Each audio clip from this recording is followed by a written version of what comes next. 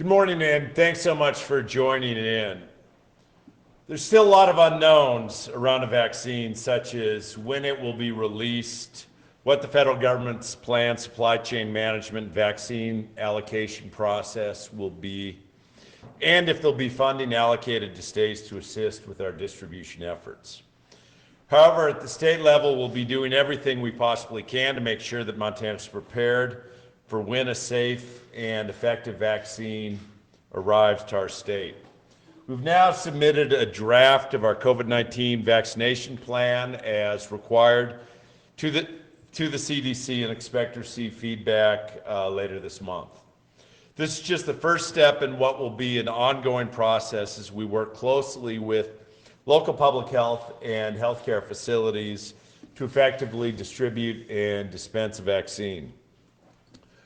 We're in the process of forming a vaccine coordination team, which will serve as an advisory group of experts to assist the Department of Public Health and Human Services with refining the vaccination plan, ensuring that folks on the ground are ready to hit the ground running on day one. The team will include representatives from hospitals and rural health clinics, local health departments, tribal governments, long-term care and correctional facilities, pharmacies, businesses, educational agencies, churches, organizations that serve ethnic minority groups, community representatives, and more. We're not new to vaccine distribution, and in fact, we've been working on improving our last go-around to be prepared for the next event in Montana. In 2009, we executed the H1N1 vaccination plan. Since that time, I've worked on improvement plans as well as working with local jurisdictions to hold full-scale exercises. Information for the public about our ongoing process to prepare for vaccination distribution will soon be posted and updated on the covid19.mt.gov website. As we learn more about a vaccine that will someday be in our future, we'll continue to take the input of our expert Montanans, readily adapt our plan, and ensure that we can begin implementing the phases for vaccination distribution as soon as possible. But until that time, we must also keep focusing on our current situation in Montana and continue to address the challenges that lie ahead of us. One of the most efficient tools we have to support the Montana economy is through unemployment benefits for Montanans. Unemployment benefits have put money into the pockets of Montanans to pay their rent or mortgage, keep their homes warm, and put food on the table during this emergency. Additionally, benefits have injected dollars into communities and brought stability to local economies across the state. And when individuals receive unemployment benefits, they can continue to support local businesses and stop job losses from spreading to other industries. Montana Department of Labor and Industry has now paid over $1 billion in benefits to over 100,000 Montanans since the pandemic began. For every dollar distributed in unemployment benefits, there's a $1.90 economic output. Or essentially $1 billion in benefits paid translates to $1.9 billion in economic output in Montana. The economic activity generated from UI benefits translates to roughly 4% of Montana's gross domestic product, replaces an estimated 5% of wage earnings statewide that would have been paid this year. It's clear that access to UI benefits served as a lifeline for Montanans and played an instrumental role in Montana's economic recovery.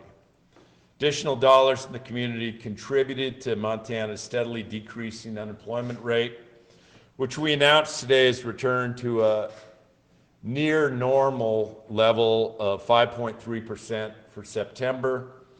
It's lower than the national average, currently of 7.9%. In September, total employment posted strong employment gains of 4,250 over the month. Total employment has regained over 48,000 jobs since the April recession low. Montana has been the 7th best state in job performance during the COVID-19 recession. In Montana, we've taken significant action to not only maintain, but further the progress that we've made. A couple weeks ago, I committed $200 million in coronavirus relief funds to replenish the UI Trust Fund and ensure these benefits will continue to be paid to workers and families in need as we continue to navigate the virus and its economic impacts. In addition to preserving benefits, this effort prevented Montana businesses from having to pay rate increases of at least 85% next year.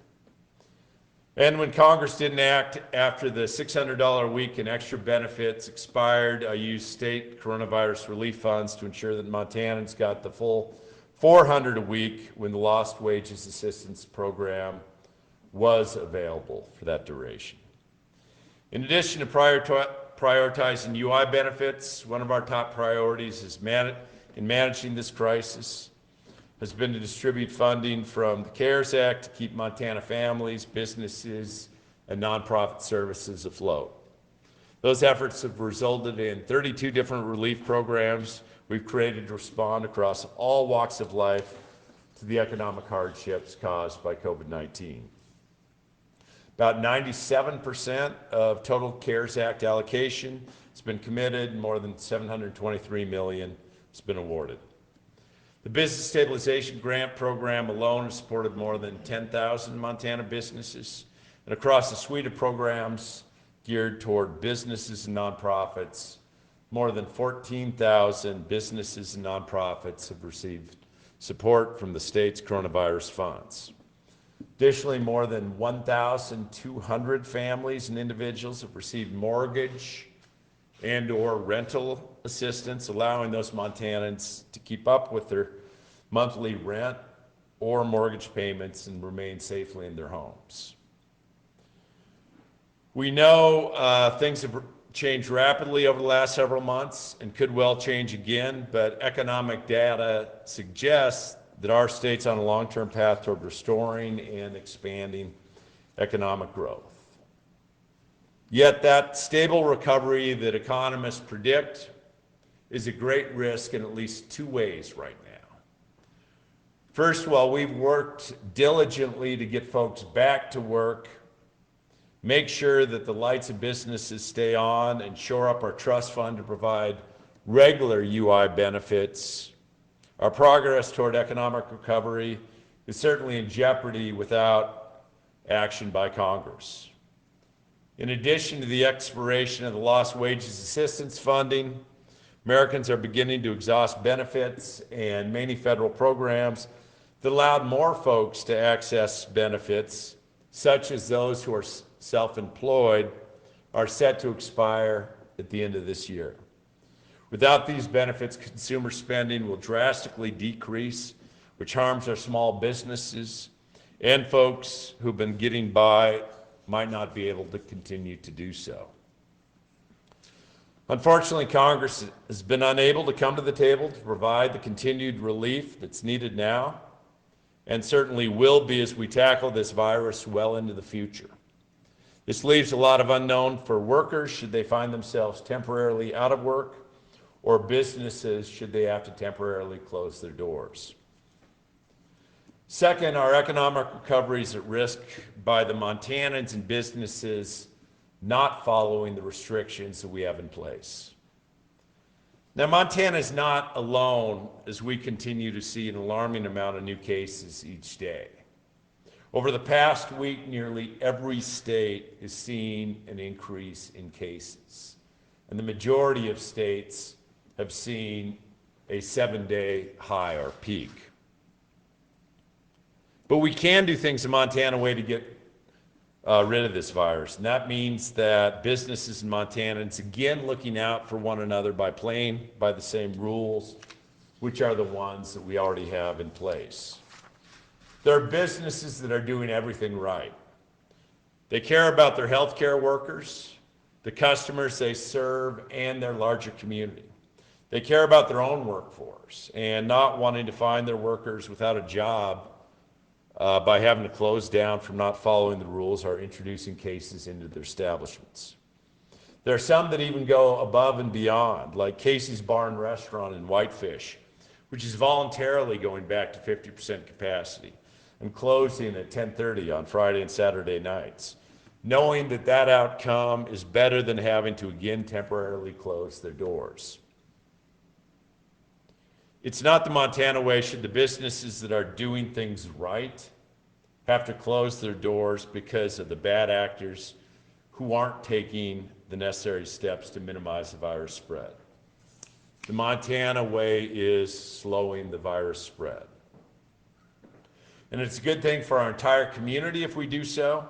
Slowing the spread keeps schools open, which keeps parents in the workforce, which keeps those parents spending money at businesses and so on. Most importantly, every Montanan stepping up right now to slow the spread will begin to reduce the strain that we're seeing on our healthcare workers. Here with us today is Charlotte Skinner, an ER nurse at St. Pete's, who's been on the front lines of caring for COVID-19 patients. Charlotte, thanks for being here today.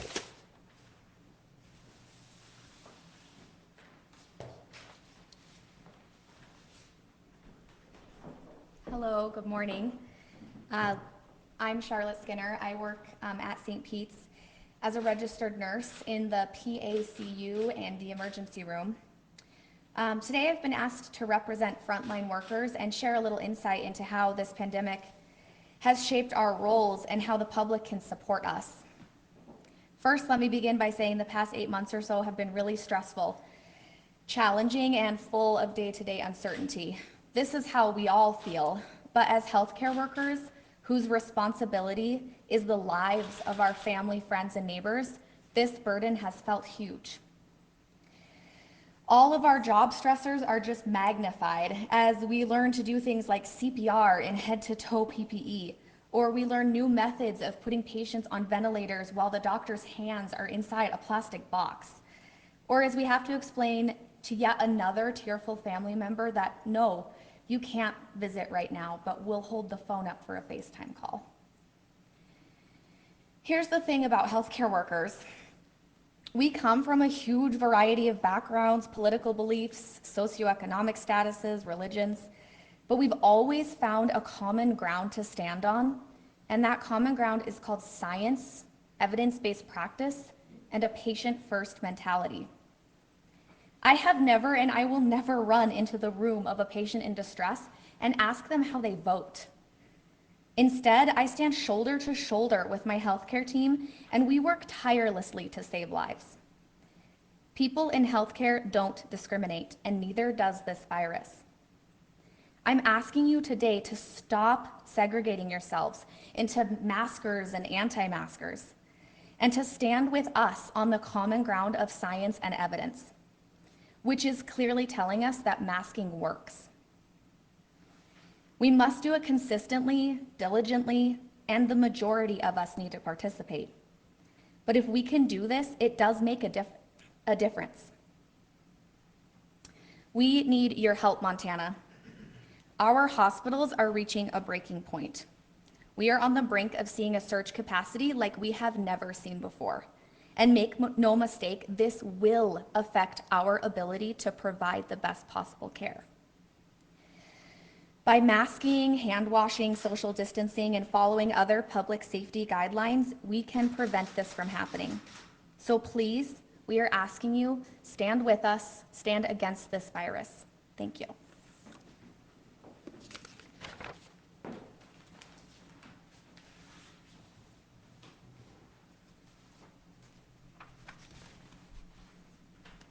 Thanks. I'll now open it up for questions for me, for Charlotte. We also have Jim Murphy, the head of the Infectious Disease Bureau, Dr. Greg Holtzman, the chief medical officer, and Nick, an economist from the Department of Labor, if there are any questions for them. If you'd like to ask a question, you can press 5*. You'll be notified that your hand is raised. When we unmute your phone, you'll be notified that you've been called on to ask your question. If the question that you had has already been answered, you can press 5* and it puts your hand down.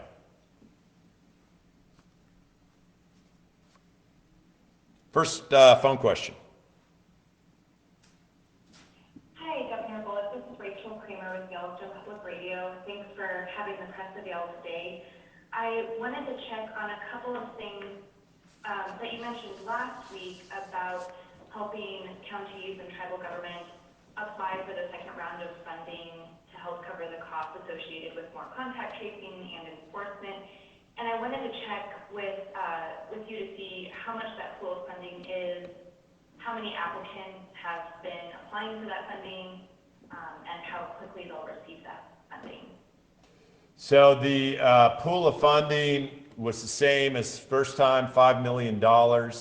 Notices went out to everyone that had received the first round. As far as the amount of dollars out the door on that, I'm not sure right now. We can try to get you that information though, Rachel. It's as soon as the application is submitted back, we'll be able to cut a check through Savers. And so that funding could be coming through this month or early in November? Yes, I mean within days, there's no reason that it should take to October. Okay. And then I was also curious, with the templates you mentioned, has that been put together and have any county attorneys asked for that? So I know, we have been, both my chief counsel's been in discussion with many of the county attorneys, and I think that those discussions are really ongoing as far as lists of those that might have wanted sort of the templates. That I'm not aware of. And sorry, I just have one more quick question. With the vaccination planning team meetings, will those be public? Yes, the answer is yes. All right, thank you. Next phone question. Hello, Governor. It's Peter Christian from KGBO Radio in Missoula. Hi, Peter. Yes, sir. We had on our talkback show yesterday, we had an individual who works for one of the county agencies that deals with the public one-on-one, and said that they have dipped into their own pockets to get PPE equipment and have asked for reimbursement from the state. And he was wondering if any of the CARES money might be available to take care of some of those expenses.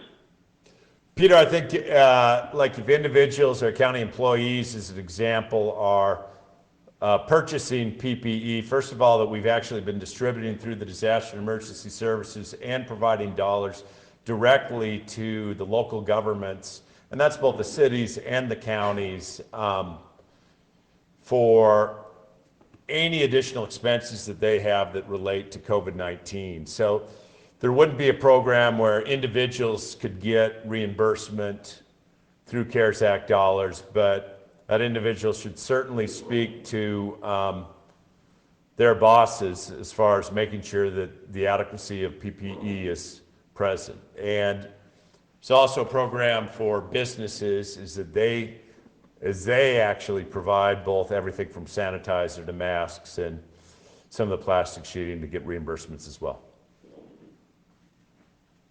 All right, thank you, sir. Yep. Next phone question. Hi, Governor Bullock. This is Marisa Giorgio with NBC Montana, and I'm wondering if you have a direct message for Flathead County residents after the Health Board voted against any new restrictions to deal with their surge of cases they're seeing. Well, I think, look, I mean, anytime that you're hearing from both the head of the hospital and the school district of the need to start taking this more seriously, I, like many Montanans, was discouraged with the actions of the Flathead County Health Board because we are seeing significant numbers there. So we do know what needs to be done. More than anything else is actually to follow the directives that have been put in place to date. And, on the one hand, I think there was notions of individual responsibility, but our individual responsibility is actually not only to take care of ourselves and our families, but the greater community as well. And we know that the steps that need to be taken in order to get there.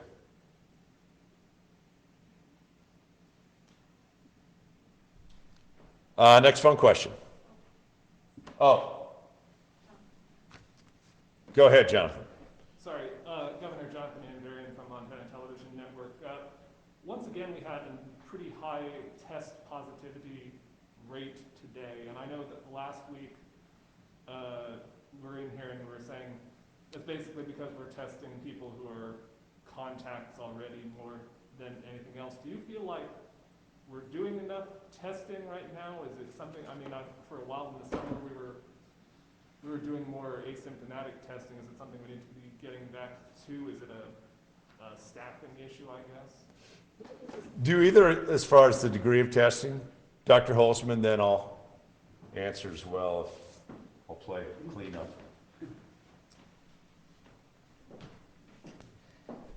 I mean, we're really being focused on our testing that's going on out there. We want to make sure everybody that needs testing can get testing. I think one of the biggest points that is shown by this very high positivity rate is that there's a lot of disease out there. And so it gets back to the exact same things that we've been talking about need to be put in place and done by the community, as Charlotte so well stated, in order to bring those numbers down. But hopefully nobody who needs testing is feeling like they're not getting testing, because we're out there and doing that. Yeah, only yet, Jonathan, but like back in the early summer, I'd said like a target of 60,000 tests a month. I mean, my guess is, I didn't pull it for this, but we're probably about the 90,000 a month. So from my perspective, it's not just about getting testing out there, and there has been continued some sort of sentinel testing, but what we really need to do with this much virus in our communities is make sure that every close contact of a positive is tested and is quarantining till then, to limit the community transmission.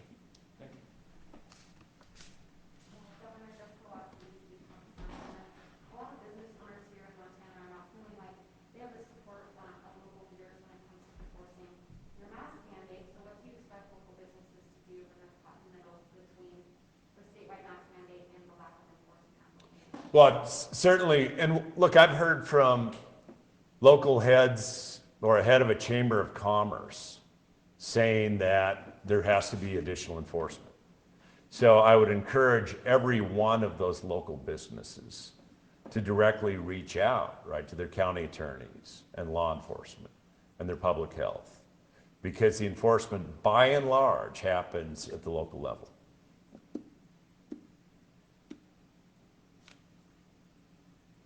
Next phone question. Hi, Governor. This is Nora Navy from the Great Falls Tribune. Senator Daines sent a letter to you today citing a legislative audit about CRF resource distribution to tribes. It says tribal governments have received less than $600,000 and the Crow tribe received $0. I was wondering if you had a comment on that. Sure. I mean, the claims made in Senator Daines' letter are actually patently false, can be proven false by taking a quick look at the transparency dashboard used to track CRF dollars. Tribes were directly eligible for several of the 31 coronavirus relief grant programs, and then tribal members, local governments, nonprofits, businesses, eligible for have received grants through those grant programs. In addition to the grant programs that we have, tribes and individual members are eligible for the tribal nations also in Montana got directly received $208 million from the federal government from the CARES Act. Of that $208 million, it was $173 million was put into a coronavirus relief fund, specifically for Montana tribes to utilize as they see fit. So that amounts to about 2.5 times the per person ratio as the state was allocated through the state's coronavirus relief fund. Last week we had tribal summits, spoke to nearly all of our tribal nations, and several of them actually, they repeatedly mentioned they'd have difficulty spending all of that money by December 31st, deadline set by Congress, if and unless then Congress actually gets its act together and extends it for tribes. And if the senator wanted to help the tribes, then he'd probably stop trying to play politics and do his job in Congress to extend that deadline. Sure, tribes can best use those dollars to keep their communities safe and healthy. I noted that he also falsely claimed that the Crow tribe didn't receive any coronavirus relief funds. The Crow tribe was actually encouraged multiple times by our Department of Public Health and Human Services staff to apply for the public health grant and was given a deadline extension, still has not yet applied. We've since announced that second round of public health grants, made it clear that the Crow tribe's eligible for both rounds of grants if they do so choose to apply. Beyond that grant program, over $4 million in CRF funds have been awarded to Crow tribe members and citizens of Bighorn County to support small businesses, local governments, and more. Additionally, the state's provided PPE, personnel, school safety supplies at no cost to tribes, including the Crow Nation. Crow Nation's received about $560,000 worth of PPE, school safety supplies, personnel, and testing from the state. Thank you so much. Thank you. Next phone question. Hi, this is Karen. Hi, this is Karen Stein from the Boston Daily Chronicle. Given that some counties with high levels of cases aren't implementing new restrictions like Flathead County, what are your thoughts on any sort of new limits needed at state level at this point?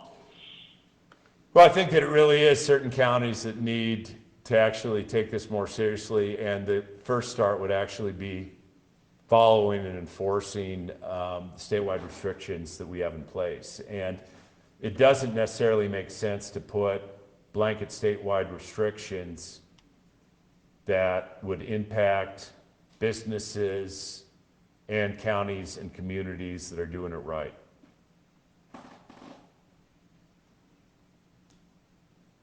Thank you. Thank you. Next phone question. Governor, this is Chad Boakle of the Daily Herald. I was curious, understanding that the vaccine availability will be pretty limited at first, do you have any clarity from the administration or from the CDC as to how they'll distribute the vaccine, and which, how they'll prioritize where supplies will get sent, and do you have any concerns about that process? Do what, Jim? Why don't I turn it over to Jim Murphy, Infectious Disease Bureau head, and then I'll do a little bit of follow-up. Sure. The situation with the vaccine supply is evolving rapidly, so we're keeping a close eye on it. But right now, our understanding is that the priority populations are going to be healthcare responders, elderly, our American Indian tribes, and people with underlying medical conditions. If the vaccine supply comes out initially limited, that's going to be challenging to make sure that we can allocate that fairly across the state. And that will be one of the challenges that we face. We are hopeful that there'll be enough vaccine supply around that first phase will move fairly quickly and we'll be in a better position to broaden the vaccination effort. So it's something we're watching closely.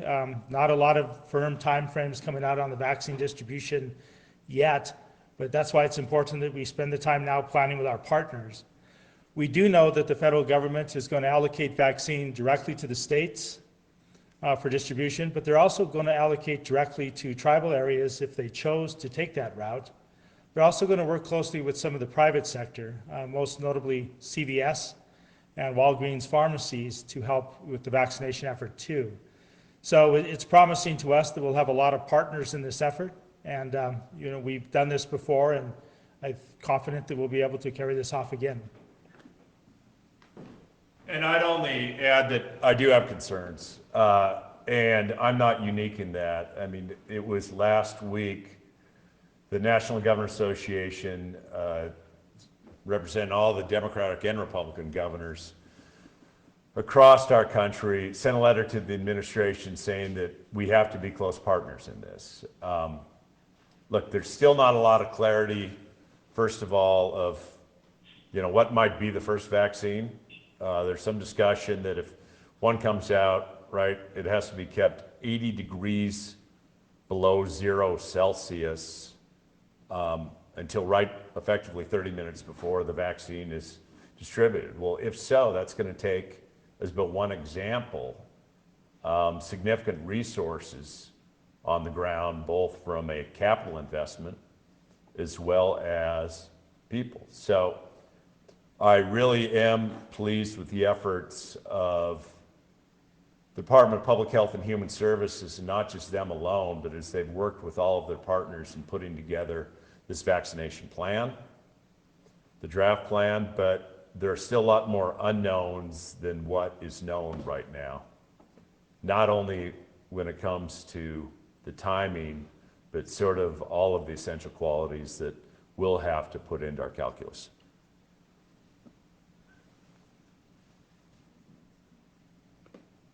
Please. Obviously, not everyone is going to be able to get a vaccine upon initial rollout. Has there been any discussion as to prioritizing who gets the vaccine first and who? Yeah, and that's what Jim Murphy just sort of went through, that the plan provides right now for vulnerable populations, healthcare workers, tribal communities.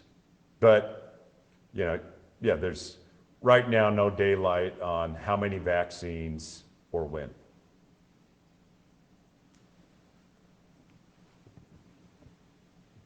I'd like to just close by